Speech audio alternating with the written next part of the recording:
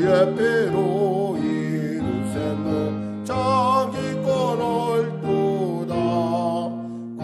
구원하는 그 신능력 다 찬송할지라.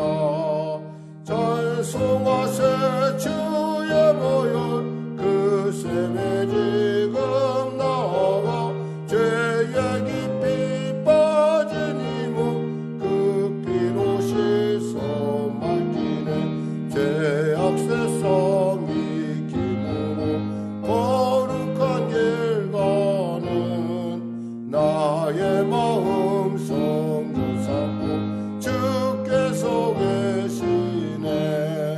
찬송하세 주의 보혈 그 셈에 지금 나아가 죄의 깊이 빠진 이몸 그 피로 씻어 맡기는 주 예수를 깊이 아는 놀라운 그 은혜. 하늘나라 즐거움이 매일 새롭도다. 찬송하세 주의 보혈 그 셈에 지금 나아가 죄의 깊이 빠진 이몸 그 피로 씻어 맡기네. 주의 피로 이를 셈은 장기권을 도다. 구원하는 그 신능력 다 찬송할지라. 찬송하세 주의 보혈 그 셈에 지금 나아가 죄의 깊이 빠진 이몸 그 피로 씻어 맡기네. 죄악 세상 이김으로 거룩한 길 가는 나의 마음 성전 삼고 주께서 계시네. 찬송하세 주의 보혈 그 셈에 지금 나아가 죄의 깊이 빠진 이몸 그 피로 씻어 맡기네. 주 예수를 깊이 아는 놀라운 그 은혜.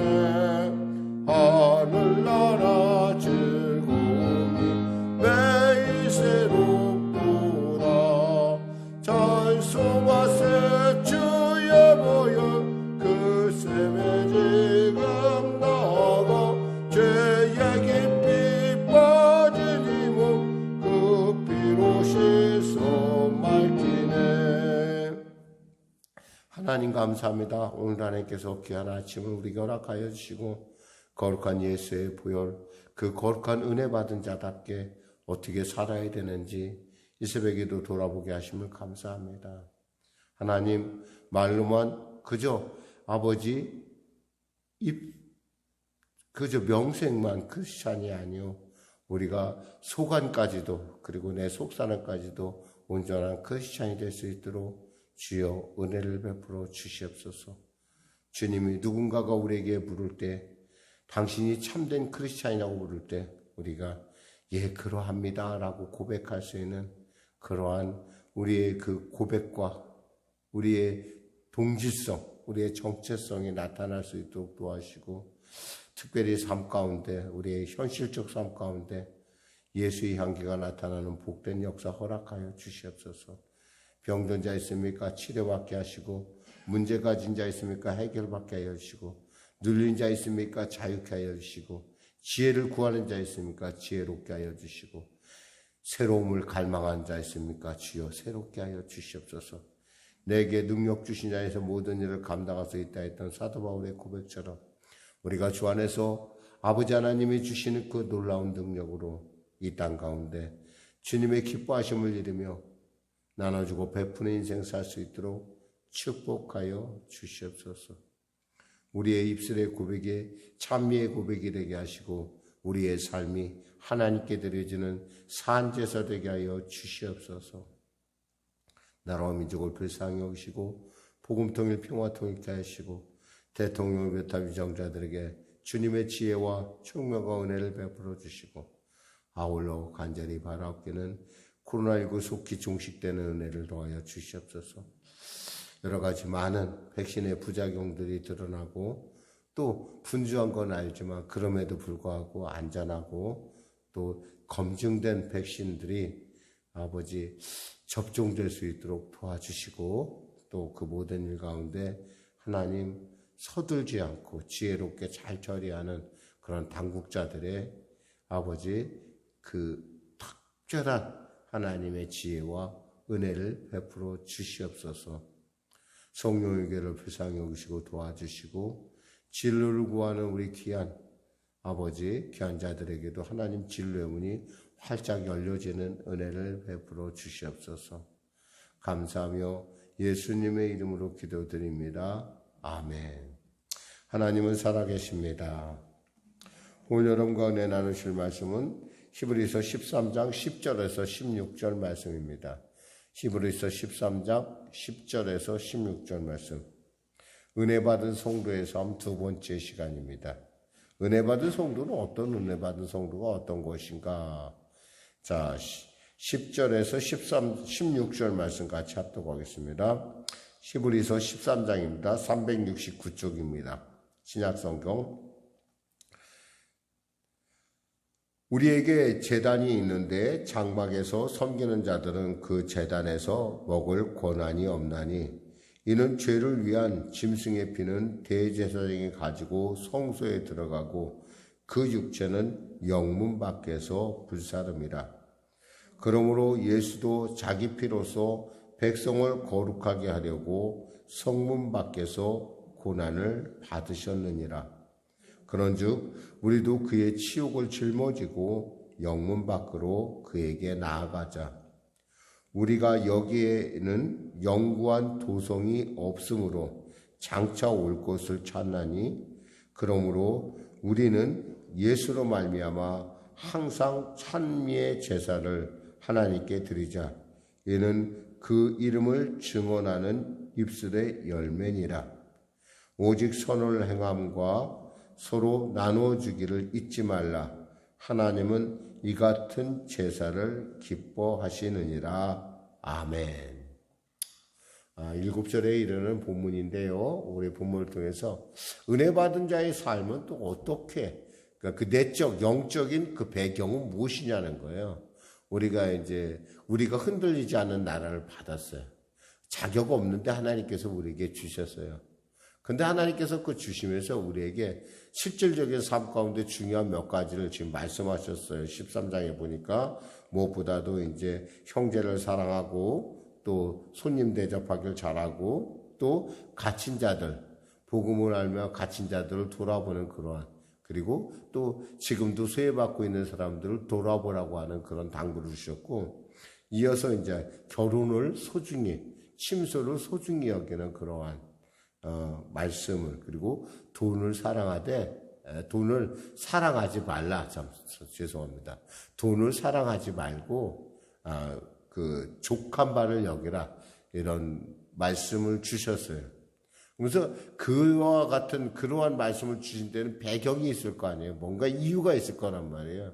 영적 배경을 지금 설명하는 부분이 바로 오늘 본문이고, 이어서 이제 그러한 영적 배경하에서 우리가 이렇게 살아야 된다라고 하는 것이 바로 오늘의 그 말씀의 골격이에요. 자, 같이 한번 나눠보겠습니다. 우리에게 제단이 있는데 제단에서 장막에서 섬기는 자들은 그 제단에서 먹을 고난이 없나니 그랬어요. 우리에겐 제단이 있어요.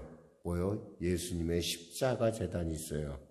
근데 되게 그 당시의 레위 사람들, 그러니까 이스라엘 사람들은 이 말씀을 들으면 딱 생각을 하는 게 뭐냐면, 자신들이 그 당시에 있었던 하나님의 성전의 제단을 생각하는 거예요. 그러니까 하나님의 성전에서 제단인데 그 제단을 섬기는 사람들은 그 제물을, 그러니까 하나님께 드리는 예물 외에, 그러니까 지금 속죄제를 얘기하는 거야. 하나님께 태워드리는 번제 외에는 자기들이 그 제단 안에서 먹을 수 있었어요. 마치 그것이 그 태워드리는 것 외의 것들은 이들에게 마치 분복처럼, 그러니까 마치 그들의 식량처럼 하나님께서 그들에게 공급하셨어요. 그런데 여기에 그런 말이 있지 않고 먹을 권한이 없다라는 말이 있어요. 10절에 보면은 그 제단에 먹을 권한이 없나니 그랬어요. 이건 좀 특이해요. 분명히 먹을 수 있다고 했는데 먹을 수 없는 이건 그럼 평범한 속죄제가 아닐 것이라는 거예요. 먹지 않는 속죄제가 있나? 예, 있습니다. 이스라엘 백성들에게 대속죄일이라는 제도가 있어요. 이 대속죄일은 제사장뿐 아니라 온 국민, 모든 이스라엘 백성을 위해서 1년에 한 번씩 제사장이 나가서 그 제물을 하나님께 드리고 그 피를 가지고 지성소까지 들어가는 거예요. 이 제물은요, 글자 그대로 온전하게 태워서 하나님께 드려야 됐어요. 온전한 번제. 그러니까 만일에 타지 않는 것도 있고 혹시 남은 것이 있다면 그럼 어떻게 했느냐? 이것을 갖다가 그 제단 밖에 있는 그 부산물들을 태우는, 그러니까 한마 성막 밖에서 부산물들을 태운 데서 완전하게 태우라 그렇게 돼 있어요. 그러니까 절대 누가 먹거나 그래서는 안 된다는 거예요. 이게 바로 대속죄 규례예요. 그러니까 대속죄일이라는 것이 무엇이냐? 그 대속죄일의 제물은 어떤 것이냐 했을 때 대속죄 제물은 그와 같이 완전하게 다 태워야 되는 거예요. 물론 제단에서 다 태울 수 있으면 좋은데 제단에서 다 태울 수 없다라는 거예요. 태워지지도 않고 그런 것들은 다 모아서 어떡하냐, 싹 모아가지고 바로 성전 바깥에서, 즉 성전 안이 아니라 성막 밖에 있는 그 죄를 태우는 곳에 가서 완전하게 태워야 된다는 거예요. 바로 그 점을 여러분이 생각하면 이 부분이 이해가 돼요. 그러면서 뭐라고 말씀을 11절에 이는 죄를 위한 짐승의 피는 대제사장이 가지고 성소에 들어가고 그 육체는 영문 밖에서 불사름이라 그랬어요. 그러니까 단순한 속죄제가 아니라 대속죄일은 이 제물 자체가 아예 그냥 완전하게 불태워져야 된다는 거예요. 근데 그래도 안 태워지는 것은 어떻게 하느냐? 영문 밖에, 즉 영문 밖이란 뭐예요? 바로 예수님이 십자가에 죽으신 골고다. 예루살렘 성 밖에 있는 골고다에서 예수님이 자기 몸을 깨어 그 피를 갖고 하나님의 성전에 올라갔다는 얘기예요. 하나님의 지성소에. 좀 어려운 얘기예요. 사실은 어려운 얘기인데 왜 이렇게 이것을 대해서 지적을 하고 넘어가느냐? 예수님께서 자기 몸을 찢어서 피 흘려서 하나님의 지성소에 올라가셨으면 그것은 뭐예요? 모든 인류의 모든 죄와 저주를 다 짊어지셨다는 거예요. 흔히 말해서 한 사람의 죄가 아니라 인류의 모든 죄악을 죄 없으신 예수님께서 다 짊어지시고 죽으셨기 때문에 그 몸은 제단에서 나눌 것이 아니라 뭐예요? 완전하게 태워드려야 된다는 거예요. 이 사실을 알고 있다는 건 뭐냐면 한마디로 말해서 세상의 법도나 세상의 그간의 세상에서 통치하는 그런 법이 아니라 예수의 삶, 예수가 완전하게 그 모든 것을 해결했기 때문에 예수의 통치의 법이 이 땅 가운데 나타나야 된다는 거예요. 이것을 갖다가 뭐라고 얘기하냐면 이 12절에 봅시다. 그러므로 예수도 자기 피로써 백성을 거룩하게 하려고 성문 밖에서 고난을 받으셨느니라. 그런즉 우리도 그의 치욕을 짊어지고 영문 밖으로 그에게 나아가자. 우리가 그분을 따르는 사람이라면, 그분의 은혜를 아는 사람이라고 한다면 그분의 그 치욕, 그분이 십자가에 당하여 했던 그 정말 말할 수 없는 그 아픔과 멸시, 고독, 절망을 가지고 우리도 세상 가운데 나가서 이것이 옳다라는 걸 우리 삶 가운데 보여줘야 된다는 거예요. 세상은 어때요? 세상은 잘난 놈이 최고예요. 세상은 돈 많은 놈이 최고예요. 세상은 살아있는 놈이 최고예요. 예수님 십자가는 있잖아요. 그것을 완벽하게 부인하고 있어요. 예수님은 그렇게 살지 않고 죽으셨어요. 예수님은 당신 것을 하나도 남기지 않고 다 낱낱이 나눠줬어요. 예수님은 절대 고독 가운데 정말 누구도 알 수 없는, 정말 보잘것없는 연한 순같이, 연한 잎사귀처럼 그들에게 산산이 짓밟혔어요. 그런데도 불구하고 오늘날 이 땅 가운데 그 예수를 아는 사람들에 의해서 세상은 변화되기 시작했다라는 거예요.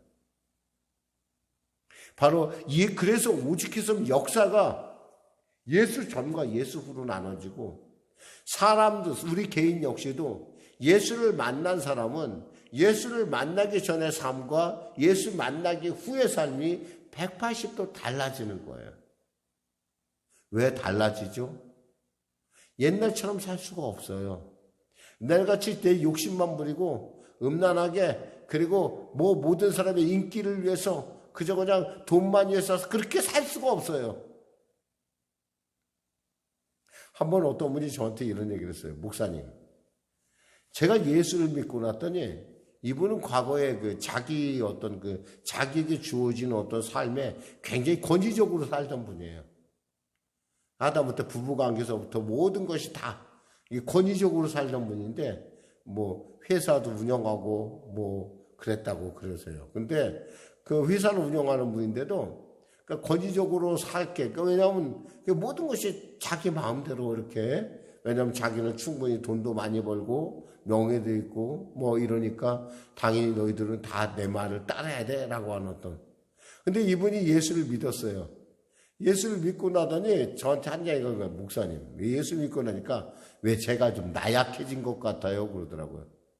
나약해졌대요. 왜냐하면 과거에는 부인한테 막 큰 소리 쳤는데 예수를 믿고 나니까 그렇게 못 치겠대. 그런 식으로 못 살겠다는 거야. 과거 방식으로는 도저히 못 살겠다는 거예요. 이게 예수 은혜를 알면요, 옛날 방식이 옳지 않았다는 걸 알게 돼요. 정글에 붙은 적자생존의 법칙이 결코 그것이 온 게 아니라 모두가 같이 윈윈하는 방법도 있다는 걸 알게 돼요. 과거에는 지배하는, 그저 팍스 로마나, 흔히 말해서 힘으로 지배하는 것이 옳다고 생각을 했어요. 돈으로 지배하고 힘으로 지배하고 권력으로 지배하고. 그런데 예수 믿고 나니까 그게 아니라는 걸 안 거예요. 양보도 해야 되고 오리가 나오면 심리도 가야 되고, 다 말씀은 그러니까 그 양반이 그렇게 표현했어요. 말씀은 그러니까. 근데 사실 목사님, 저는 오른뺨을 맞으면 왼뺨을 못 드러낼 것 같아요 라고 얘기하시더라고요. 우리의 힘으로 하는 것이 아니기 때문에요. 근데 예수의 십자가의 의미를 알면 알수록 우리는 그 길을 가는 것이 옳다라는 걸 알아요. 그래서 뭐라고 얘기하냐면, 우리가 여기에서는 영구한 도성이 없으므로 장차 우리가 바라보는 건 뭐예요? 하나님께서 우리에게 주실 장차올 하나님의 나라를 우리는 바라보는 사람이에요. 흔들리지 않는 나라를 유업으로 받은 사람이에요. 그러니까 우리는 어때요? 그러므로 15절에 우리는 예수로 말미암아 항상 찬송의 제사를 하나님께 드리자. 이는 그 이름을 증언하는 입술의 열매니라 그랬어요. 그러니까 우리는 옛날처럼 그렇게 살 것이 아니라 찬송의 예배를 드린다. 옛날에는 어땠어요? 죄를 지으면 갔다가 짐승 죽여서 피를 갖고 나갔잖아요. 근데 그것이 아니라 하나님이 나를 위하여 모든 걸 다 이루셨다는 놀라운 사실을 찬송하며 살자 이거예요. 사실 지금은 우리가 이렇게 여러 가지 많은 일들을 감당하지만 우리가 하나님 나라에 가면 어떻겠어요? 우리가 할 일은 아무것도 없어요. 찬송밖에 없어요. 우리가 계시록에 보면 거기에 24장로니 여러 천군 천사가 나타나고 다 근데 그들이 하는 게 뭐예요? 하나님을 거룩하다, 거룩하다, 거룩하다 찬양하는 거예요. 우리도 여기서 찬송을 많이 해야 돼요. 이 땅 가운데 우리가 찬송을 많이 하면은 나중에 천국 가서도 하나님 앞에서 우리가 찬송을 잘할 거예요. 왜? 감사하니까. 왜? 자격 없는 나를 구원해 주셨으니까. 왜? 하나님께서 내게 능력 주셔서 그걸 또 감당하게 하시니까. 그리고 그 일을 통해서 뭐예요? 예수를 증언하는 거예요. 삶을 통해서 예수를 증언하는 거. 예수야말로 참된 길이요 방법이고 우리가 살아야 될, 우리 모두가 사는 방법이라는 걸 우리의 삶을 통해서 증거해야 된다는 거예요. 그러니까 이름을 증언하는 입술의 열매라. 그럼 목사님 삶으로 증언하면 되지 예수를 전하고 있습니까? 아니죠. 아무리 우리가 삶으로 얘기한다 해도 그 정체성은 입술로 고백할 때 나타나는 거예요. 예수 믿으세요. 예수 믿으면요 이렇게 마음이 편합니다. 예수 믿으면 우리 모두가 행복해질 수 있어요. 예수 믿으면요 새로운 차원의 삶이 열립니다. 저를 보세요. 저를. 여러분 이런 고백들이 여러분에게 부담이 아니라는 거예요. 당연한 거라는 거예요. 이게. 그게 입술의 열매라는 거예요. 내가 또 오지랖 넘게 또 이러다가 또 사람들한테 또 잘 미움받는 거 아니야. 그것이 아니라는 거예요. 여러분이 진짜 지극히 예수님께 깊이 빠져 있으면요. 그 예수를 자랑하지 않으면 어찌할 수 없는 마음에 있잖아요. 그 막 벅차오르는 감격이 있으면 할 수 있어요. 여러분 그걸 갖다가 자꾸 누르지 말고 자꾸 나가서 전해야 돼요. 정말 여러분이 할 일이 뭐가 있겠어요? 하나님을 찬양하고 하나님을 증언하는 일을 여러분의 주업으로 삼으세요. 그럼 하나님께서 그 다음은 여러분 책임져 주십니다. 여러분 그렇게 생각 안 하죠? 하나님이 제 기도 응답해 주셔야 제가 그것을 하죠. 아니요. 그것이 아니에요. 그게 우선이 아니에요.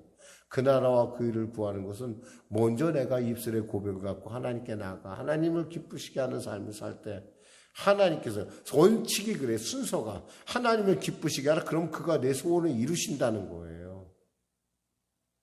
여러분의 주업은 세상에 나가서 일하는 것이 아니라 바로 예수를 전하는 거예요.